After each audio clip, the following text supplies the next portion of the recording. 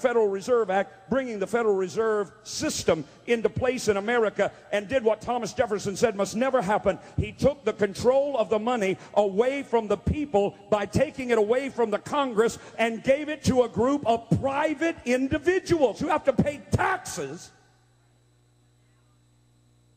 on the money they loan the government. Here's how it works. Here's how it works. Let's say the government, which always needs money because it always spends more than it is able to collect in taxes. So the federal government needs $1 billion. Since they gave away their ability to create the money, they have to go to the creators. The creators of the money, according to the legislation passed in 1913. Incidentally, the Federal Reserve Board has been in operation in this country since 1913. They have never been audited one time. Do you see that we've been taken captive? That's all I'm trying to... My whole point, somebody asked me, Pastor, why are you sharing that? My whole point is to let you know you're in bondage and don't know it. You're serving two masters and you don't know it.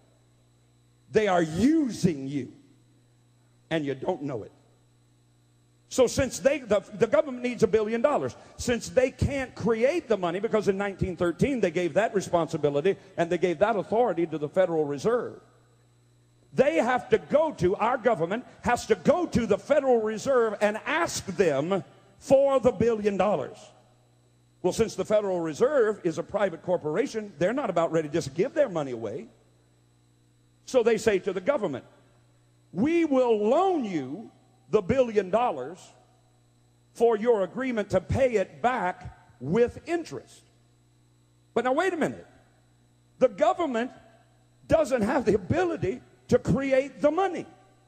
The Federal Reserve creates the money. So the Federal Reserve, through legislation in Congress, not that they control it, but for the actual printing of the money, that's the only thing we have the ability to do. Congress tells the Treasury Department, the Fed will loan us $1 billion, print $1 billion in U.S. Treasury bonds. So for $1,000, they print $1 billion of bills, of bonds. Those bonds are given to the Federal Reserve, $1 billion. Now, the Federal Reserve in bonds plus interest. The Federal Reserve then gives the bonds to the government to pay its bills. But watch me, because you're not thinking. The government needed $1 billion. They borrowed $1 billion. But the Federal Reserve said, we'll loan you the $1 billion plus interest. But it only prints the $1 billion.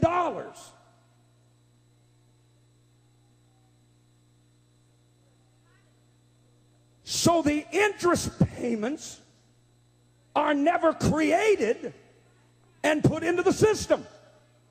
So how is the government ever going to pay them back? They didn't have the $1 billion to begin with. If they didn't have the billion, then they didn't have the billion plus interest. So they get given the billion, but they can't pay the interest because the interest money was never created and put in the system.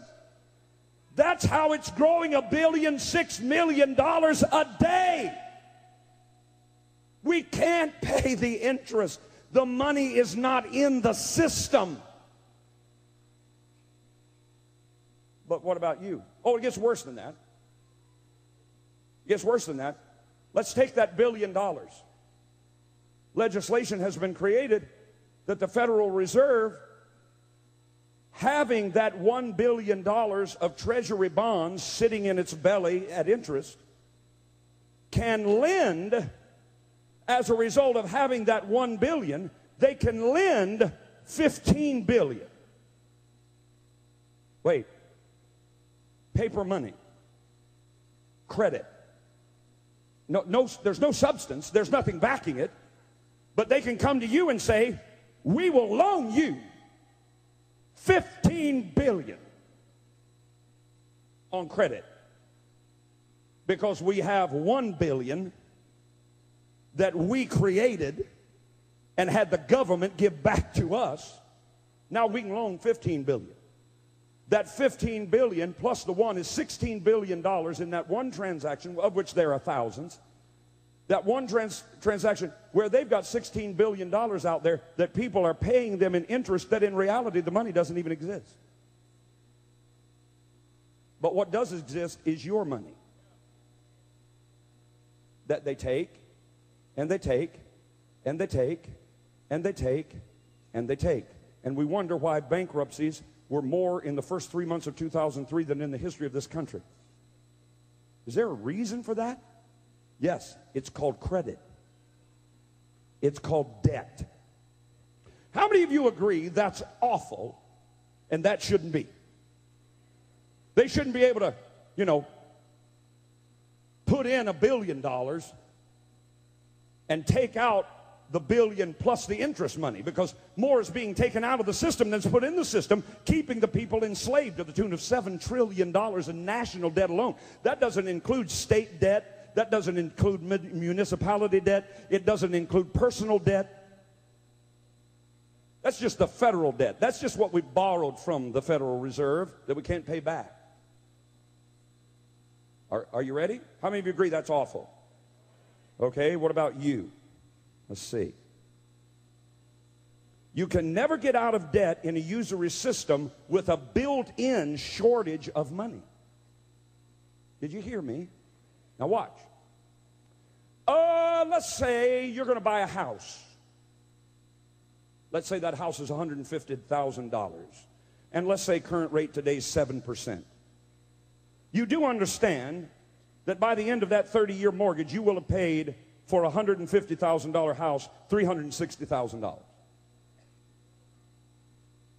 You do understand that. So let me ask you a question. You bought a house for $150,000. Why did you buy it for $150,000? Watch me, because that's what it was worth. Why didn't you pay $360,000 for your house? Because your house is not worth $360,000. So let me ask you a question. Why are you paying $200,000 more for your $150,000 house than it's worth? Because you're caught in a system that tells you you have to. Because you don't see any way out. And the world, if you were of the world, would love you. But you are not of this world, and they hate you. They use you. Now let me ask you a question. You got a house, you got a house, you got a house, you got a house, you got a house, you got a house, you got a house, house. All these houses, you drive up and down the road, they're building them everywhere. Houses. Every one of them is in this situation. Now when you go to buy your $150,000 house, say you're going to build a $150,000 house, the bank will either credit your account, because they don't have the money on reserve anyway. They will credit your account $150,000, is that right? And then you'll write checks out of that $150,000 to pay the builder, to pay the lights, to pay for the whatever, right? Okay, now let me ask you a question. So $150,000 got created and put in the system, right? Where's the other $200,000 coming from? See, you yelled and screamed when you saw the federal government doing it, but you do it every day.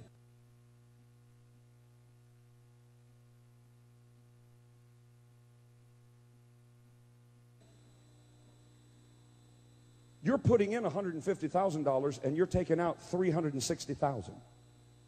Where do you think it's coming from? It has to come from increased wages, which then put pressure on whoever you work for to raise the price of their goods.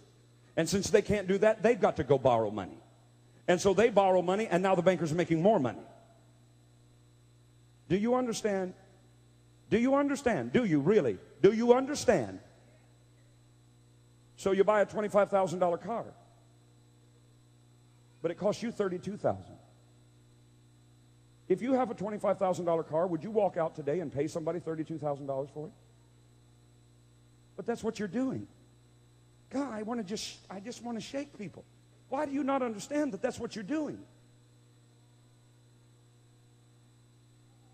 And do you understand that what happens then